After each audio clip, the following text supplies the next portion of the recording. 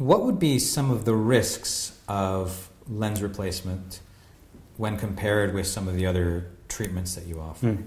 So lens replacement surgery is very low risk, but there is not, in fact there's no such thing as a procedure that carries zero risk, and the risks of lens exchange are the same as the risks of cataract surgery. 1 in 10,000 cases results in serious and permanent damage to the vision. Now that's a very low number, but it's important we emphasize it because the consequences of a severe bleed or of a severe infection in a patient who's had lens exchange are profound, and 1 in 10,000 patients that undergoes the procedure has a permanent severe damage to the vision.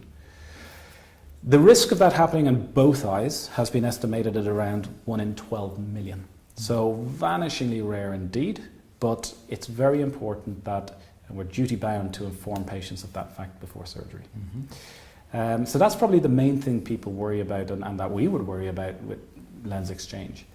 There are a whole host of other less serious problems that can arise after lens exchange, such as the need to fine-tune the vision with a little bit of laser eye surgery. If the focus of the lens implants isn't quite correct, we can adjust it with a little bit of laser eye surgery. Another side effect that patients need to be aware of with multifocal lens implants is glare and halos around lights at night time.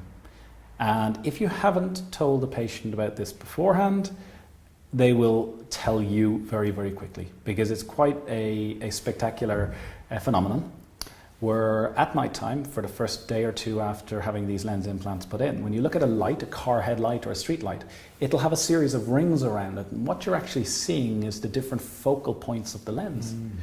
Now, what happens over time is sometimes it takes a few days, sometimes it can take up to a few months, but the brain learns to use the focus of the lens and actually learns that these rings around lights are different focal points, and you don't see them all at once. It's amazing. Yeah, and that's called neuroadaptation, and it's well known about, well understood, and eventually these glare and halos around lights reduce to such a small level that they're barely imperceptible. If you'd like to know more about vision correction surgery, give us a call and get started on your vision correction assessment.